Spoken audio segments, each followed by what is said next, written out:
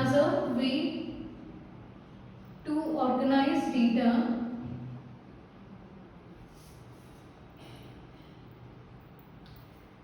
it's a way to organize the data in such a way that it can be used efficiently. Okay, so data structure is a way of organizing the data in such a way that that data can be used efficiently. So efficiently means in terms of space and time. Okay, so this data should be organized in a way so that any application will take less amount of space as well as that will be executed in less amount of time. So now,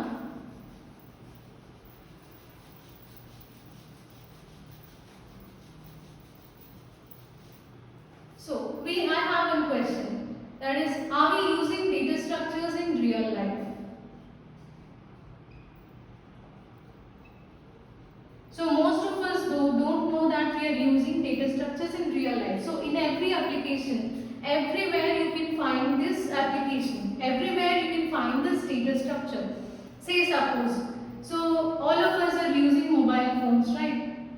If this is your mobile phone, then in that we'll be having various apps, or you can have various folders like gallery or music player.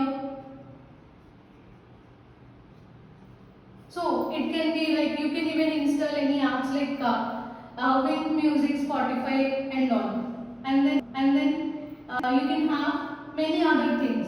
So as even though we are using mobile phones nowadays, so I think 99.99% of the people are using mobiles, but they don't know that data structures are involved in making the applications in which we are using in our daily life in our mobile phone. So let us discuss them one by one. First, if you consider this music player, so all the music lovers, so most of us are interested in listening to music. So this will be happen mostly while doing journeys, right? So everyone will be using headphones and they will be busy in listening to songs. But they don't know the internal structure of this music player, how the songs are being played through this player. They don't know. So say suppose this is your music player. So you have a playlist with 5 songs. Assume like that. Now, so you can observe symbols like this.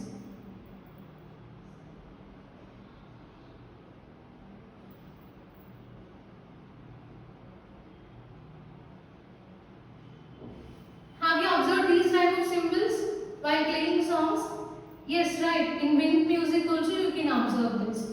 So see, whenever you press this, then song will be in play mode. So here you can play songs one by one. We have 5 songs in this playlist, so you can play first song, second song, third, 4 and 5 sequentially, one after the other. So this is nothing but application of linked list.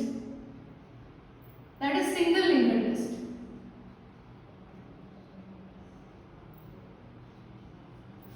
Right, see, all these are my favorite songs, so I don't want to miss anything. I don't want to skip any song. So I will start listening songs from 1 to 5. So if you move only in the forward direction, then that is the application of single linked list. Say suppose here I want to listen songs randomly. So 1, 3, again I want to go back to 2, next I want to go to 5, then 4 in a random fashion. In this case, we need to use both the forward arrow as well as backward arrow. So if you use both the operations, then that is the application of doubly linked list.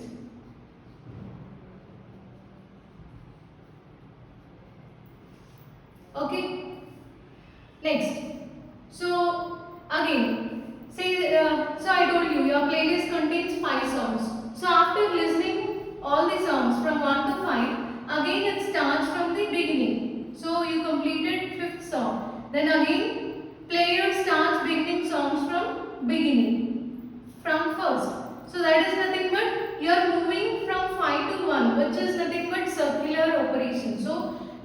example or application of circular linked list.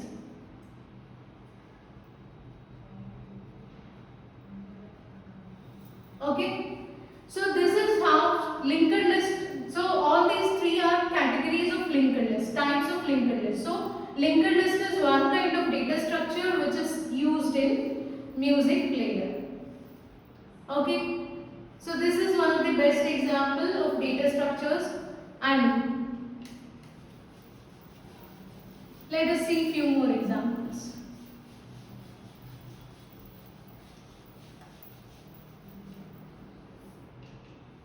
Next, online booking system, ticket booking system. So what we are doing in online ticket booking system? So says here we have total 5 people who are ready to book the ticket, but as he is in the first position, first ticket will be as allocated or reserved for this person. Right. Next, second person will get the ticket. Then third person, fourth person, and then fifth person. So internally, in the data structure involved in this online ticket booking system is queue. So you can even find this queue outside also, in front of movie theaters. Okay. So all the people they'll be waiting in a queue. So the first one the person who is standing first will be served first. Similarly, you can even find it in escalator also. Okay, internal representation or internal structure used in escalator is also data structure named queue. How the people will go? So the person who is standing first, he will be here. So first he will go, then second person, third person, 4, 5 and so on. So escalators is also one of the real life example where we are using data structures. And coming to the third application, so all of us are familiar with social media sites, right? So we are using every day, all of us are addicted to social media sites like Facebook, WhatsApp, so without which we are not performing any task. So WhatsApp, so all of us are using this. So have you ever thought of what kind of data structure is used in WhatsApp? Simply we are using that. We don't know what data structure is used in that. So let me tell you. So this is your message list. Okay. So in that, this is user 1. So he sent some messages. So if this person, so I send some messages to this user 1. Say suppose if this user is not online, these are the messages. So there is no internet connection for this user 1. So all these messages will be in queue. So for every user, a queue will be assigned. Okay. So here for user 1 queue will be assigned. Similarly for user 2 queue. Like that for every user queue will be assigned. And so what we know is when we send any message, if the person is not online or if he is not having any internet connection, then we will get only single tick. Right, in all the cases. Say suppose if that person is online and if that message is delivered, then we'll get double ticks. We all know this. If that person saw that message, we'll get blue tick. If read recipients is on. So all these things are known to all of us. But we don't know how we are getting all these things. So this is the reason behind this. So because of data structures only we are getting all these things, or all these operations are being performed by the data structure called queue. Okay, so see how we'll get all these things means, see all these messages, I sent 4 messages to user 1. So these 4 messages they will be placed in a queue. This is user 1 queue. Okay, so once he get internet connection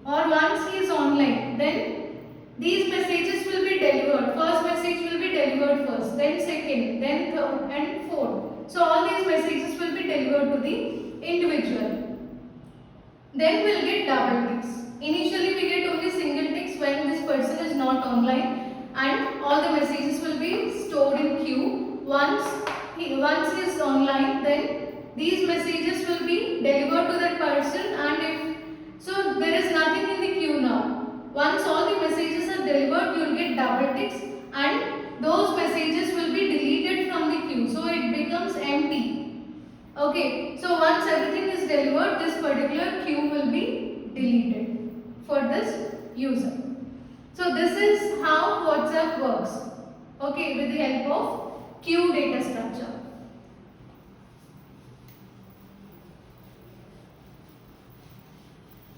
Next, what are the other social media sites? So we have Facebook, Twitter, LinkedIn, Instagram. Again, we are using all of them, but we don't know what type of data structure is used there.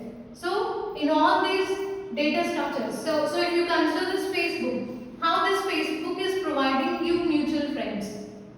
So that is because of data structure, and the data structure used here is graph. In all these cases, graphs are used, okay, to show you connections or to show you mutual friends, etc. So graph data structure is used here, and we'll see how that is used. So say suppose this is your graph. So you know already how to represent a graph with the help of edges and vertices. So these vertices are treated as users, and these edges are nothing but connections or relationship between the users. So let us represent them as A, B, C, D. So as there is a connection between A and B, we can consider these two as friends. There is connection between A and C. So C is friend of A. As there is no connection between B and, so this is no connection.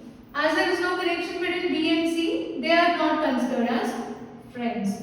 So in this way, this is how Facebook will suggest you mutual friends based on the graph data structure. Similarly, remaining ones also, they are using graph data structure. Next, so coming back to again our mobile phone. So here gallery. So most of us are interested in taking photographs. Say suppose your gallery contains total 100 images. So when you open your gallery, which image will you see first? Which image? Is it the first image or last image? 100th image. Obviously you will see 100th image or last image when you open your gallery. So that is nothing but the image which is clicked last is the one which you are going to see first. So that is nothing but last in first out, which is also called as LIFO. Okay, so in gallery we are using a data structure called stack. Okay, examples are gallery, and you can take even emails. So how email shows you mails, how your inbox looks like.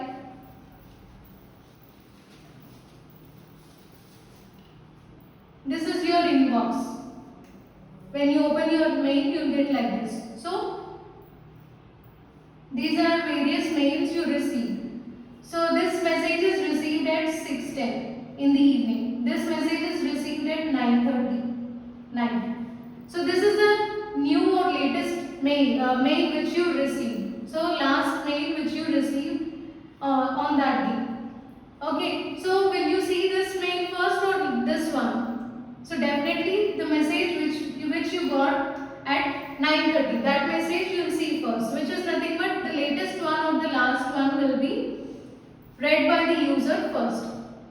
So that is again example of stack. And coming to notifications, we are getting notifications in mobile phone. So which notification will you read first? So notifications are displayed again in the same order. Latest notification will be displayed at the top and all the remaining will be displayed at the bottom, or the old one will be displayed at the last